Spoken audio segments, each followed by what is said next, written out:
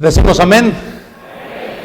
Gloria al Señor. Miren, todo lo que estamos nosotros diciendo, hermanos, es algo que ustedes ya conocen. No estamos diciendo nada nuevo, pero sí estamos enfatizando algunos conceptos que nos han dado resultado. Algunos conceptos que nunca debemos de olvidar. Y por supuesto, queremos estarlos revisando cada vez más. Quiero, sin embargo, agregar un poquito más acerca de la formación de las parejas. La formación de las parejas, el pastor Bullón dijo que nosotros debemos permitir que estas parejas se formen de manera natural. Y cuando se forman de manera natural, las parejas van a estar funcionando. Pero sí tenemos que tener cuidado, evitar que las parejas se formen por matrimonios. Y ustedes saben por qué. Porque el día que el esposo y la esposa amanecieron con el pie izquierdo, y es que así pasa a veces, ¿no es cierto? A veces no tuvimos una buena noche o no dormimos bien, o sea lo que haya sido. Cuando abrimos el ojo y vemos a la compañera, la esposa, al esposo que está a un lado de nosotros, todo nos cae mal.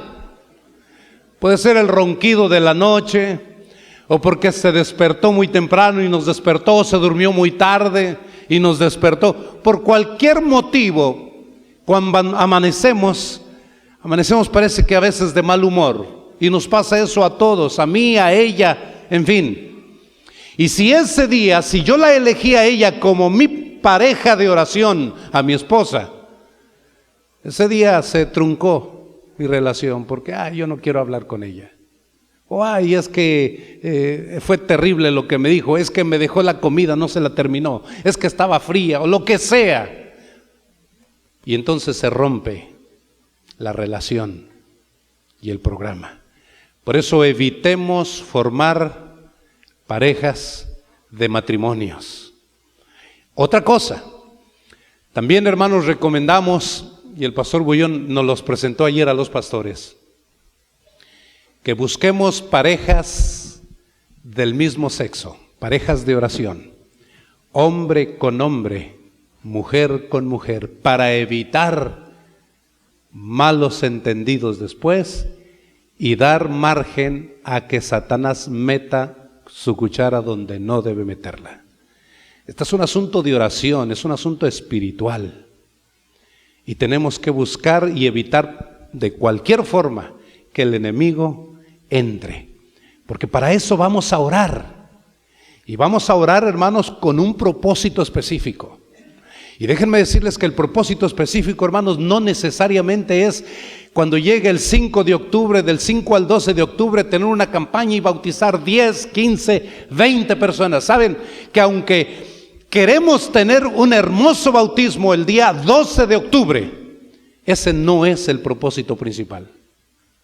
¿Qué creen ustedes que sea el propósito principal de todo este esfuerzo evangelístico? El bautismo, claro que vamos a bautizar, pero ese es secundario, eso viene por naturaleza, eso vendrá por consecuencia.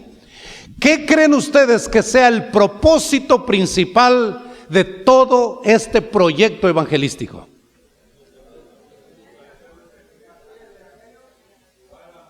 Llevar el amor de Dios, compartir el evangelio. ¿Qué más?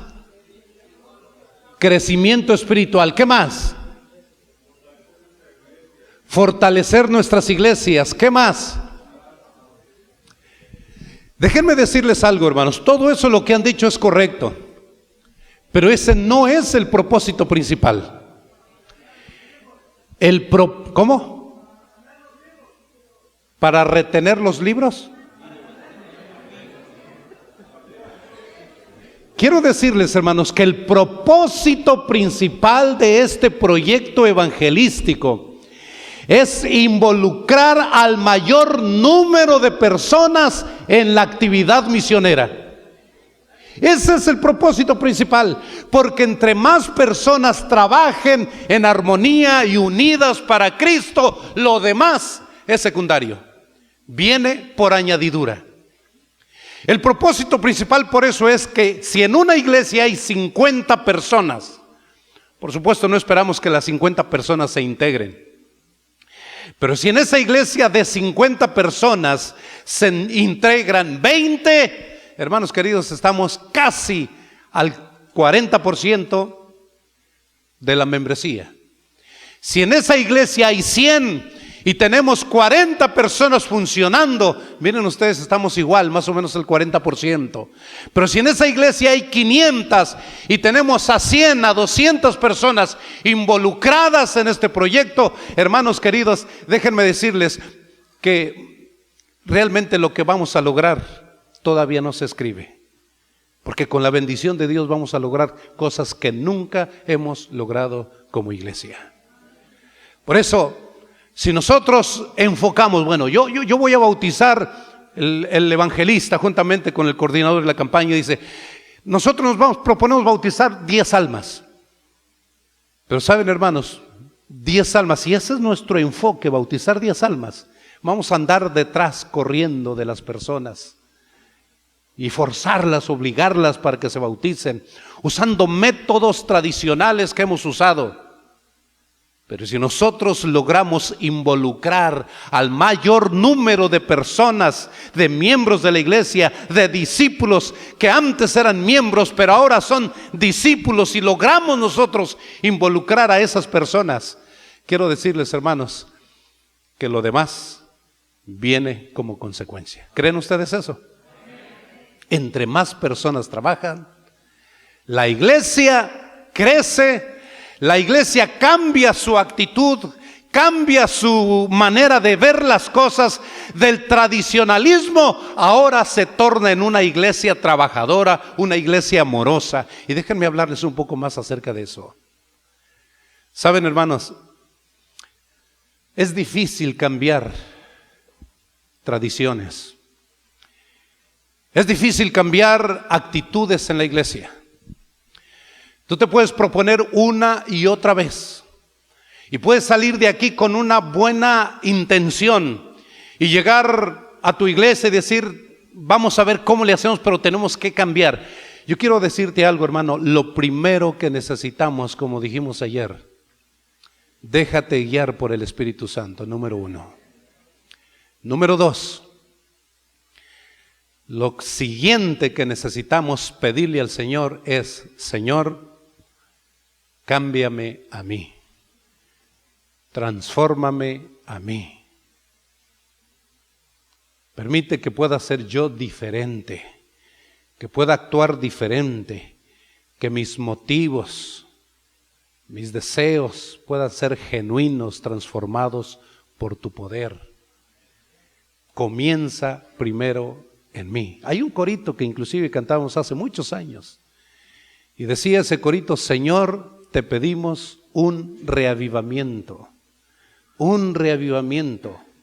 que empiece primero en mí. Y esa debe ser nuestra oración. Si queremos nosotros tener éxito en este proyecto, en este programa, y ese éxito, hermanos, queremos llevarlo a nuestras iglesias, tenemos que comenzar por nosotros mismos. Quiero agregar algo más acerca de la oración. Sin la oración, hermanos, no podemos hacer nada. Y eso lo hemos escuchado continuamente en las noches de oración, en los bandos de oración que de pronto podemos hacer los sábados de mañana o después del servicio. Hablamos tanto de oración, pero la oración, hermanos, nada más sale de aquí y cuando nos vamos a casa se nos olvida. Hay algunas personas que creen que han hecho de la oración como si fuera un asunto psicológico. Y creen algunas personas que cuando se ora por una persona y se le hace saber a esa persona que se está orando por ella, entonces como que la oración tiene poder. Pero tiene poder por asuntos psicológicos. Porque aquella persona por quien se está orando y sabe que se está orando por ella, entonces comienza psicológicamente a hacer efecto y comienza a pensar, bueno, es que están orando por mí, yo no debiera realmente hacer esto ni de hacer aquello, si se da cuenta que se están orando por ellos. Pero hay otras personas que dicen que no, eso no es así, que la oración intercesora no tiene nada que ver con asuntos psicológicos. Y quiero decirles que una vez en una iglesia se discutió eso. Unos decían que sí, la oración intercesora es efectiva cuando la persona por quien se ora sabe que se está orando por ella. Y otro grupo de personas decían no. La oración intercesora es efectiva aun cuando las personas no sepan que se está orando por ella.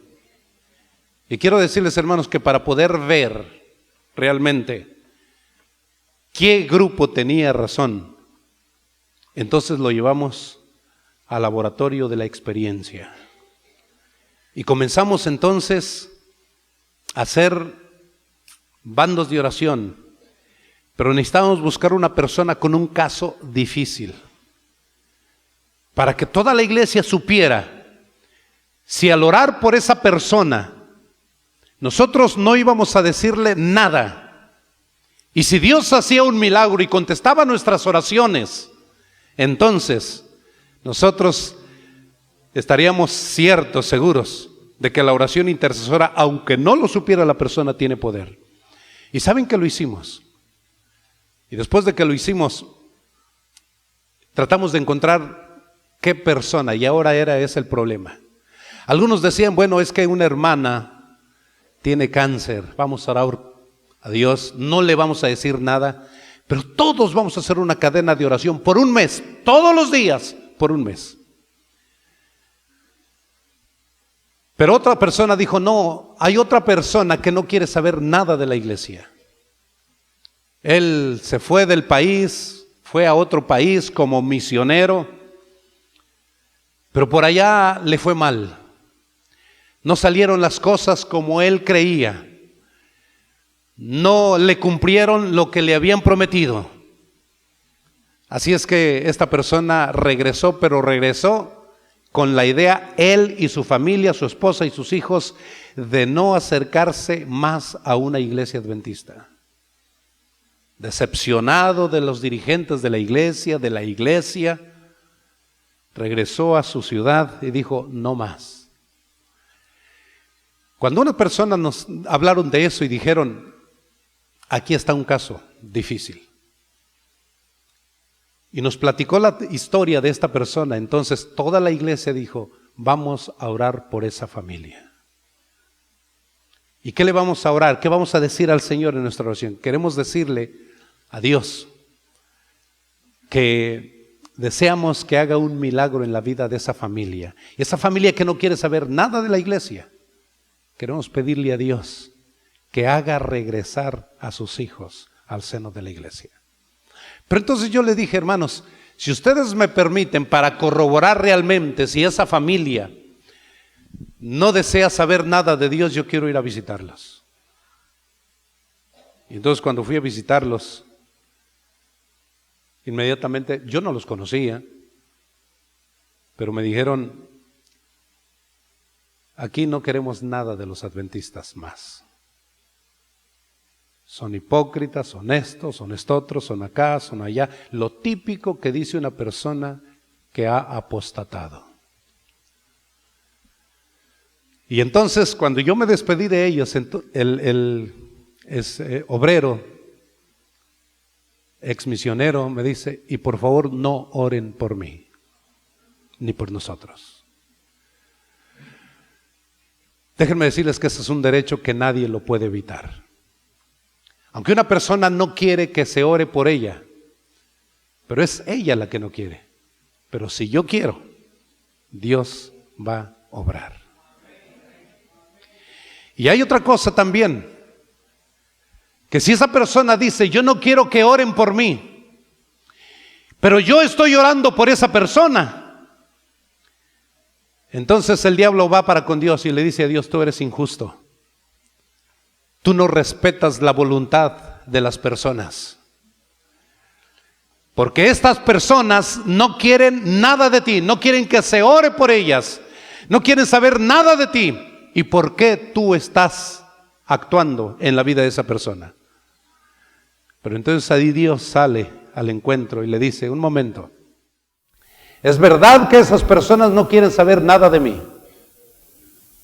Me han rechazado, no quieren regresar al camino. Pero yo estoy trabajando y estoy contestando la oración de este hijo mío que me está pidiendo que ayude a esa persona. Y por contestar la oración de mi hijo, el que me está pidiendo que ayude a esa familia, yo estoy contestando su oración. Y hermanos queridos, una cosa que tú o que nadie tiene derecho es evitar que tú ores por la persona que tú quieras. Quiero decirles, hermanos, que comenzamos a orar. Nos reuníamos los miércoles, orábamos por la familia, un cortito devocional y orábamos por la familia. Los sábados en la mañana preguntaba, ¿por quién estamos orando? Por la familia fulana de tal. La familia no sabía nada, es más, no quería nada. Finalmente, a la primera semana de comenzar a orar, él se dedicaba a componer carros, era mecánico. Y a la semana se escuchó que ladrones habían entrado a su taller y le habían robado toda su herramienta. Le dejaron nada más un gato hidráulico, esos que se suben para subir los carros. Pero se robaron toda la herramienta. Después de ahí, cuando escuchamos eso, dijimos, hermanos, sigamos orando por esta familia. A la siguiente semana, al seguir orando y recordando a la iglesia, a los hermanos, alguien nos dijo que a esa familia se le había quemado la casa. Y ahora estaban en la calle. Entonces allí alguien sugirió, ¿por qué no vamos y le ayudamos? Aunque no quiere saber nada de la iglesia. Pero le llevamos muebles, les llevamos comida, les llevamos cosas que necesitan para volver a comenzar. Y nos organizamos y la iglesia le llevó eso. No dijo nada, solamente mi hermano, aquí está, hermana, aquí está, se lo manda la iglesia. Y llegó otra persona, aquí están bancas. Y otra persona, aquí están sillas. Y otra persona, aquí están mesas. Y otra persona, aquí hay camas, aquí hay cobijas, aquí hay colchas. Y la iglesia se organizó para darle. Y cada semana la iglesia llevaba cosas, pero cada 3 veces, es decir, cada tercer día, le llevaban canastas de comida. Pasaron las 3 semanas y nos dimos cuenta que a raíz del incendio y a raíz de la pérdida y el robo de sus cosas de trabajo, la esposa estaba enferma y fue al hospital. Y ahí en el hospital, cuando nos dimos cuenta de eso, fuimos a visitarla. Y la iglesia y los hermanos, mientras orábamos, fuimos a visitar a esas personas. La fuimos a visitar al hospital, fuimos a hablar con la familia. Ellos no querían saber nada de nosotros, nada de la iglesia, pero no podían rehusar ayuda y acercamiento en este momento de necesidad. Seguimos orando. Pasaron los días y se completó un mes y medio, 2 meses, y parecía, habíamos ya rebasado el tiempo límite, y parecía que no iba a dar resultado lo que nosotros estábamos orando. Pero lo que nosotros no sabíamos es que Dios estaba actuando y contestando nuestra oración a la manera de Dios, no a nuestra manera. Y después de casi 3 meses de haber comenzado a orar, entonces, mientras la iglesia estaba reunida en oración, el sábado por la mañana, todos mientras estábamos orando percibimos la presencia de alguien. Y cuando terminamos la oración, volteamos hacia atrás y las puertas del templo se abrieron para dar paso a esa familia de 4 personas que vinieron por la oración de la iglesia y por la forma como Dios actuó en la vida de esa persona o de esas personas. Esas personas, hermanos, regresaron a la iglesia y cuando regresaron dijeron: hermanos, no pudimos vivir lejos de Dios. Gracias, porque estamos seguros que ustedes han orado por nosotros. Hermanos queridos, la oración tiene poder. Y si nosotros llevamos a cabo todo lo que hemos escuchado aquí y lo hacemos de manera ordenada, y eso va acompañado de oración, tengan la seguridad de que Dios nos va a dar la victoria. Déjenme decirles algo más acerca de los nombres de esas tarjetitas. Quiero decirles, hermanos, que estas tarjetitas las hemos puesto en práctica también. Yo creo que muchos de ustedes, iglesias, ancianos y los pastores, lo han puesto ya en práctica y ha dado resultado, hermanos. Una vez estaba en la iglesia, una iglesia tal de Texas, y la iglesia estaba desanimada, tenía problemas entre ellos mismos, entre los miembros de la iglesia. Entonces cuando yo llegué allí les dije: hermanos, ¿qué vamos a hacer? Tenemos que hacer un cambio aquí en esta iglesia, porque aquí no somos más que un club social. Aquí no se habla más de obra misionera, no se habla de trabajo misionero, no hay estudios bíblicos, no hay campañas de evangelismo. Tenemos que hacer algo, por si no vamos a morir. Y entonces en esa ocasión era un sábado, y yo les dije: hermanos, yo quiero proponerles algo. No teníamos unas tarjetitas bien elaboradas como estas, pero traía hojitas. Y les dije: hermanos, les repartía hojitas a todos los miembros de la iglesia, eran más o menos unos 200 miembros. Y les dije: hermanos, yo quisiera que pusieran allí 5 nombres de personas a quienes ustedes quisieran ver aquí en la iglesia. Aunque pueden ustedes pensar nombres de personas de su país, allá lejos, pueden también pensar en ellos, pero quisiera que se enfocaran en 5 nombres de personas a quienes ustedes ven constantemente, que ustedes platican y conversan con ellos, se relacionen con ellos. Si es tu patrón, pon el nombre de tu patrón. Si es el compañero de tu trabajo, pon el nombre de tu compañero de trabajo. Si es el compañero de la universidad, pon el nombre del compañero de la universidad. Si es tu papá, si es tu hermano, si es tu tío, si es tu abuela, tu abuelo, pon el nombre de esa persona. Pon 5 nombres. Y vamos a orar por 3 meses. Y si por favor en alguna ocasión yo no estoy aquí, el primer anciano o el director de obra misionera recuerde que en cada reunión vamos a estar orando por esos nombres cuyos nombres están escritos en estas tarjetas. Las recogimos, pero yo les dije: tomen una copia para que esos nombres se los lleven a sus casas y oremos todos los días, mañana, mediodía y tarde, por esas personas. ¿Saben, hermanos, que ahí aparecieron como 150 nombres? Algunos no pusieron los 5, otros pusieron 2, 3, 150 nombres. Y entonces nos pusimos a orar por esos nombres. Y comenzamos a decirle al Señor en nuestra oración: Señor, para ti nada es imposible. Para nosotros todo es imposible. No podemos imaginarnos ver al patrón de Elías aquí en la iglesia. No podemos ni siquiera pensar qué será cuando la suegra de Rosa venga aquí a la iglesia. Pero para ti todo es posible. Lo único que queremos decirte, Señor, es que deseamos ver a estas personas aquí en la iglesia.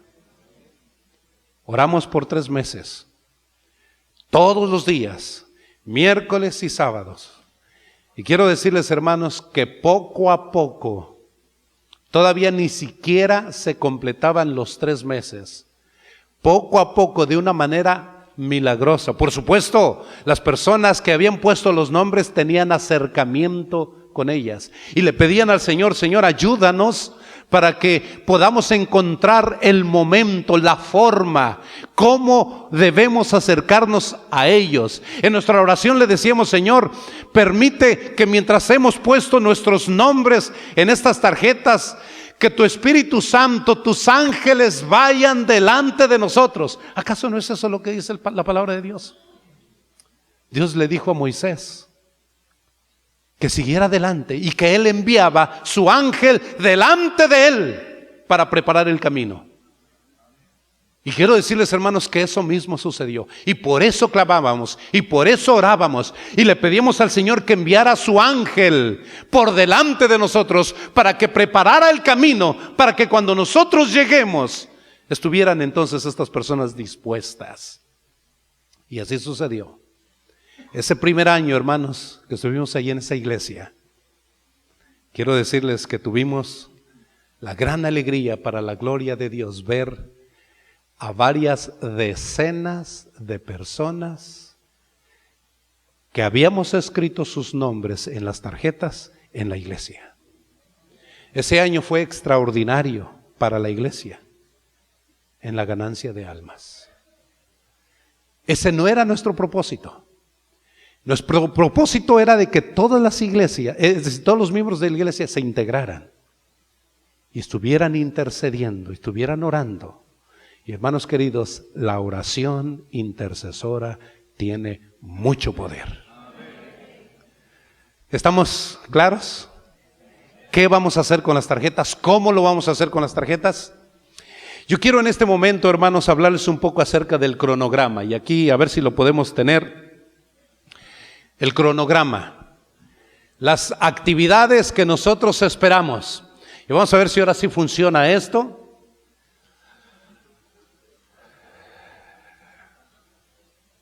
Parece que otra vez no funcionó, pero bueno, ahí está.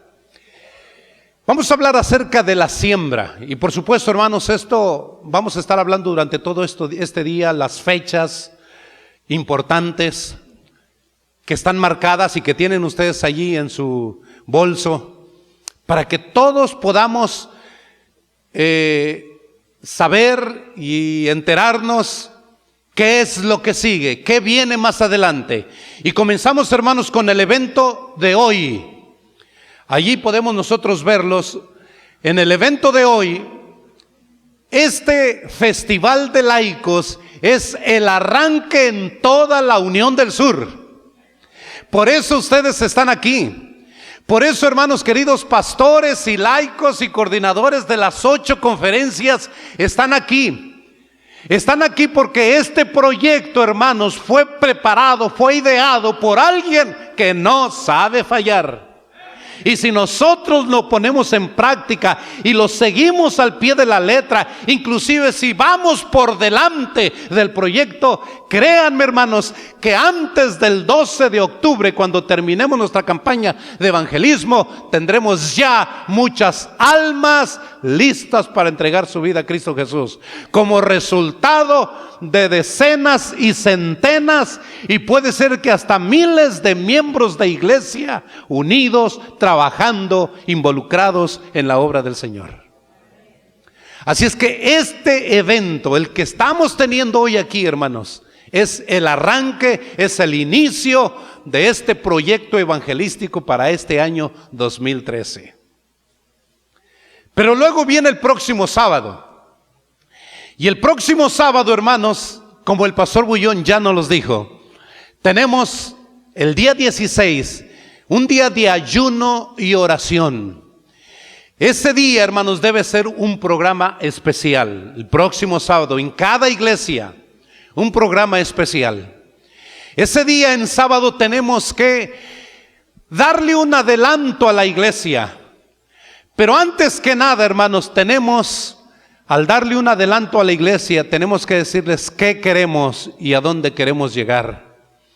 Pero antes de hacer cualquier cosa, necesitamos como iglesia unirnos en oración, porque sin oración no vamos a llegar muy lejos. Y explicarles a la iglesia ahora sí, cómo deseamos trabajar.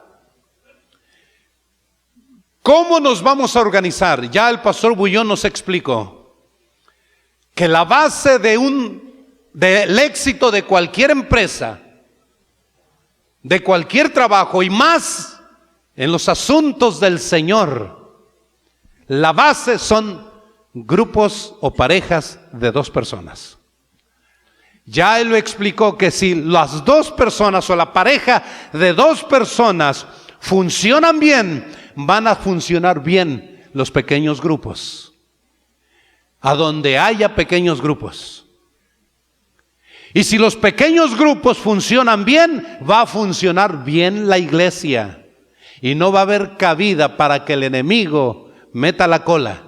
Porque la iglesia está unida, trabajando tras un propósito.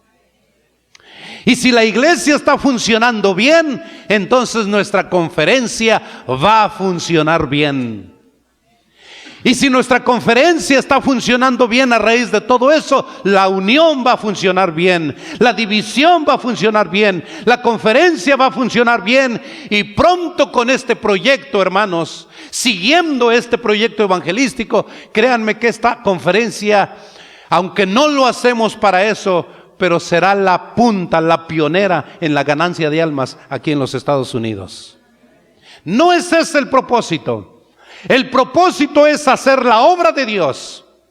El propósito es lograr que en cada iglesia trabaje el mayor número de personas. Pero lo demás es inevitable. Lo demás vendrá por añadidura, por consecuencia. Porque estamos haciendo lo que Dios nos ha dicho desde hace mucho tiempo, pero que se nos ha olvidado.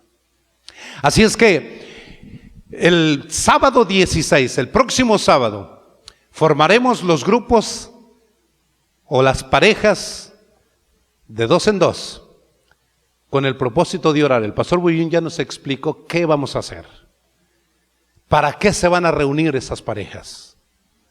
Y de esa manera, hermanos, cuando toda la iglesia se involucre en orar el uno por el otro, la iglesia se está fortaleciendo. Y no solamente orar el uno por el otro, sino orar por las personas que anotó en esta tarjetita. Por el compañero de oración y por los intereses o los nombres, los 4 o 5 nombres que tenga en esta tarjetita. Y cuando oran uno por el otro, hermanos queridos, ya lo dijo el pastor Bullón y aquí está escrito. Cualquier cosa que tú pidas, si estás de acuerdo con tu hermano, yo rogaré al Padre para que la cumpla. Y dice cualquier cosa. Hermanos queridos, si tú te pusiste de acuerdo con otro compañero de la iglesia y están orando por las necesidades de ambos, y están orando por los intereses de ambos, la Biblia dice, y esa es una promesa, hermanos, que no podemos dudar de ella, porque Dios es el que la prometió. Jesucristo dijo que todo lo que pidierais, siempre y cuando estén de acuerdo 2 personas, Él la cumplirá. Si tú en ese momento le dices al Señor, Señor, hay 4 personas de mi amigo Moisés, y hay 4 personas mías, y son estos los nombres. Te ruego, Señor, que bendigas a estas personas, que nos permitas acercarnos a ellas, que tu ángel vaya delante de nosotros para preparar el camino, que estemos listos para actuar de acuerdo tú nos los indiques. Cuando se ora de esa manera, hermanos queridos, Jesús te ha prometido que Él lo hará, que Él lo cumplirá. Él rogará al Padre, dice la Biblia, lo cual te dará todas estas cosas. Y esto, hermanos, yo no lo prometo, ni lo ha prometido el pastor Bullón, ni el pastor Mayer, ni ninguno de los pastores. Porque nosotros podemos prometer muchas cosas, pero ¿qué poder tenemos? Pero aquel que es todo omnipotente, aquel que dijo estas palabras, Él la cumplirá. Y cuando ores, ten la confianza que Dios te dará lo que tú le hayas pedido. Esa es una promesa que Dios nos ha dejado. Así es que el próximo sábado, día de ayuno, día de oración, es un programa bonito que tenemos nosotros que organizar. Tenemos una semana para organizarlo. Ese programa debe ser 100% evangelístico. Del púlpito no se logran muchas cosas, nosotros los pastores lo sabemos, pero sí se logran muchas cosas a través de la visitación, a través de la conversación por teléfono, a través del Facebook. Ya vamos a hablar cómo vamos a usar el Facebook para este proyecto. En fin, se logran muchas cosas para que de aquí a una semana podamos nosotros ponernos de acuerdo con las personas y estar listos para el lanzamiento de este programa. Aquí lo lanzamos, el próximo sábado nos ponemos de acuerdo, pero entonces viene el día 23 de febrero. Y el día 23 de febrero, hermanos, ahí, con otro programa especial, vamos a lanzar este proyecto en cada iglesia. Tenemos 15 días para prepararnos, para organizarnos, para buscar la forma, cómo lo vamos a hacer. Aquí le estamos dando ideas, pero en 15 días, primero Dios, el 23 de febrero, hermanos, lanzaremos este plan a toda la iglesia, en cada iglesia de la conferencia y en cada conferencia de nuestra unión. Y de esa manera, todos los miembros de la iglesia estarán enterados. Y déjenme decirles, hermanos, si de los 100 o 200 miembros logramos que un 40% de la iglesia se involucre, dense por satisfechos, porque es un buen porcentaje. Yo creo que en algunas iglesias se van a involucrar más del 40%. Ojalá y todos se involucraran, el 100% de las personas, pero hemos visto, de acuerdo a las estadísticas, que no lo hacen. Pero sí todos pueden orar. Y podemos pedirles, hermanos, oren por este proyecto. Los que no pueden por X o Y razón, porque son traileros, son camioneros y andan en las carreteras, oren por este proyecto. 3 veces al día, no solamente como lo hacía Daniel, sino 3 veces al día por este proyecto. Y entre más personas se involucren en orar por este proyecto, va a haber mejor resultado. Y hay que invitar a los hermanos, no solamente vamos a orar, hermanos, porque no nos va a caer del cielo lo que estamos pidiendo. Tenemos nosotros que también pedirle al Señor, ayúdame a aprovechar cualquier acercamiento que tenga con alguna persona. Ponme en el camino a la persona que tú desees, a quien yo le lleve tu palabra, comenzando con el amor. Y hermanos, Dios responderá, ténganlo por cierto, nuestras peticiones. Yo no sé, y esto podemos hacer historia aquí, hermanos. Nunca se ha involucrado tanta gente, un porcentaje tan alto en un proyecto evangelístico. Pero puede haber una excepción en algunas iglesias aquí. Porque para Dios todo es posible. Y todo eso, lo que se esté haciendo en la iglesia, los logros que hemos tenido, la forma y el proceso que estamos usando, lo que está sucediendo en la iglesia, hermanos, eso transmitámoslo. Y por eso se ha abierto una página en Facebook, que yo más adelante les voy a hablar, para que ahí testifiquemos y pongamos todo lo que Dios está haciendo en nuestra iglesia local. Y eso va a entusiasmar y va a ayudar a otros hermanos, a otras iglesias, a otras personas que estén desanimadas, que de pronto las cosas no le están sucediendo bien. Cuando vean que la otra iglesia, el otro hermano de la otra conferencia o de la propia conferencia, la forma que está haciendo y cómo lo está haciendo, cuando nosotros veamos eso, hermanos, vamos a coger ánimo. Y vamos a decir, si Él lo está haciendo, ¿por qué yo no? En el nombre del Señor, vamos a seguir adelante. Eso es parte ya del cultivo que más adelante voy a hablarles. Así es que esta es la siembra. Es la siembra. Y quiero decirles, hermanos, y usamos estos términos, aunque nosotros realmente no tenemos experiencia en el campo, la mayoría de los que estamos aquí, pero tenemos una idea de lo que es siembra, ¿cierto? Pero antes de la siembra, recuerden, yo entiendo que viene la preparación de la tierra. Si vamos a sembrar hortaliza, hay que preparar la tierra, porque las semillas de la hortaliza, del chile, de lo que sea, no crece en un lugar donde no se ha preparado. Tenemos que preparar la tierra. La tierra, hermanos, la estamos preparando en este momento. Y la podemos estar preparando de manera simultánea con la siembra. Pero después de preparar la tierra, entonces la siembra. Preparar la tierra por medio de una semana de oración, vigilia, noche de oración. Tenemos que preparar el ambiente espiritual de la iglesia.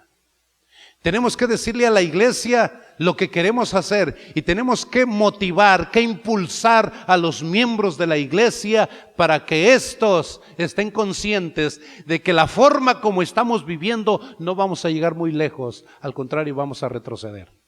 Tiene que haber un cambio en nuestra vida. Tiene que haber un reavivamiento en nuestra vida y tiene que comenzar por mí, como dice el corito. Tiene que comenzar por cada uno. No esperes que toda la iglesia experimente un reavivamiento. Lo hará después de que vean ese reavivamiento en tu vida personal. Comienza contigo. Conságrate al Señor. Entrega toda tu fuerza, toda tu energía al Señor. Todas tus capacidades, tus habilidades, conságralas al Señor. Y hermanos, cuando nosotros hayamos hecho eso y lo sigamos haciendo, déjenme decirles que vamos por buen camino. Y pronto otras personas nos seguirán, nos imitarán. Pero tenemos que comenzar por nosotros mismos. Este es el proceso entonces de la siembra, juntamente con la preparación del terreno. Y vamos a hablar más adelantito acerca del cultivo.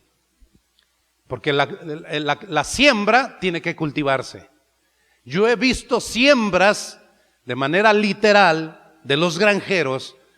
He visto siembras que siembran y esperan cosechar después, pero ni le echan agua, ni cultivan la tierra, ni remueven la tierra, ni quitan la hierba, la maleza, sino sembraron y al ratito, por allá por el verano, esperan recibir frutos. ¿Pero qué frutos van a recibir si no cultivaron? Y eso es lo que nos ha pasado a muchos de nosotros. El pastor Bullón nos hablaba acerca de eso a los pastores. A veces somos muy buenos para sembrar, pero muy malos para cultivar la tierra. Y es verdad lo que él dice. Cuando nos preguntan ¿con cuántas personas estás estudiando? ¿Cuántos estudios bíblicos tienes? A veces nosotros decimos 90. Una vez yo estaba con un hermano que estábamos lanzando una campaña de evangelismo en un distrito. Y entonces llamamos a los ancianos de la iglesia. Y a los ancianos de la iglesia les dije, hermanos, piensen por un momento en lo siguiente. En este año que apenas comenzamos, ¿tú te has puesto a pensar cuántas almas deseas llevar a Cristo Jesús? Piensa. Y tú en tu mente, y si quieres ponerlo escrito, dile, en el nombre del Señor, con la bendición de Dios, yo voy a llevar 3 almas, o 4 almas, o las almas que tú deseas. Y todo mundo de manera muy cómoda, y pusieron ahí ellos, bueno, alguno puso un alma, está bien, un alma, 2 almas, 3 almas, y ahí ancianos de la iglesia. Pero hubo un anciano que me sorprendió. Y cuando yo recibí su notita y dije, aquí hay una persona que desea por la gracia de Dios este año alcanzar 20 almas. 20 almas era el total de los demás ancianos de la iglesia. Pero él solito, 20 almas. Y cuando yo dije eso, los hermanos, los ancianos dijeron lo que escuchamos. Amén. Y entonces yo me acerqué con el hermano y le dije, ¿cómo piensa hacerlo? Y dice, no sé, Dios me guiará. Pero él no tenía un método definido. Era un hermano que no era muy amigable en la iglesia. Era un hermano que se sentaba en la segunda banca de enfrente para atrás. y que se sentaba, yo no sé si ustedes tienen a alguien así en la iglesia, sentado así, con los brazos cruzados y agachado, cerrando los ojos. Cantaban y él se paraba, pero así. Se escuchaba uno que otro amén y él así. El predicador que iba a predicar le daba la impresión que el hermano no le interesaba lo que estaba diciendo. Yo nunca hablé con él, porque dije, a lo mejor así es su manera de escuchar. Cuando salía de la iglesia, se salía, no le hablaba a nadie. Tenía 2 amigos nada más en la iglesia. Platicaba con ellos, subía a su auto y se iba. No estaría hablando a alguien de aquí, ¿verdad? De así. Creo que no. Aquí todos somos amigables y amistosos. Y este hermano quería ganar 20 almas. ¿Cómo podía ganar 20 almas con esa actitud? 20 almas se ganan, hermanos. Una persona puede ganar para Cristo cuando esa persona se vacía de lo que es, desaprende lo que ha aprendido, se vacía de toda su teología obsoleta con que ha nacido. Cuando esa persona se derrite ante la presencia del amor de nuestro Señor Jesucristo. Cuando esa persona le dice, Señor, mi esquema que tengo, mi manera de pensar no me ha funcionado en el pasado. Por favor, ayúdame, báñame de tu Santo Espíritu, transfórmame, porque así no voy a llegar a hacer nada. Y quiero decirles, hermanos, que esa persona no hizo nada. Teníamos evaluaciones cada mes. Y este hermano decía, 20. Y todo el mundo decía, bueno, 20. Y los miembros que lo conocían me decían, pastor, no le haga caso, 20. Al siguiente mes, ¿cómo vamos, hermanos? 20. Dije, pues algo ha de estar haciendo. Al 4.º mes nos reunimos para evaluar, ¿cómo vamos? ¿Qué material necesitan? Orábamos y orábamos por los 20. Pero lo único que nos faltó allí es que anotamos los nombres de todas las personas que los ancianos habían puesto, pero no anotamos los nombres de él porque no nos los quiso dar. Pero seguía diciendo 20. Pasaron 6 meses y seguíamos orando por los nombres de las personas en las reuniones mensuales y el hermano seguía diciendo 20. Hermanos, pasaron los 8 meses. Y comenzábamos a ver los frutos de los nombres de las otras personas por quienes estábamos orando. Y el hermano seguía diciendo 20. Y terminó el año y seguía diciendo 20. Lo que pasa es que a lo mejor él no nos dijo para cuándo esos 20. Nosotros pensamos que era al final de año y él todavía sigue diciendo 20, creo yo. Pero nunca vamos a lograr así nada. Nunca vamos a lograr nada. Nosotros tenemos que ser, sí, específicos, pero también, hermanos, tenemos que hacer algo al respecto. Porque los 20 no nos van a caer del cielo. Los 20 tenemos que ir a buscarlos. Las personas a quien queremos ganar tenemos que ir a buscarlas. Las personas a quien queremos llevar a Cristo tenemos que mostrarles nuestro interés, nuestra simpatía.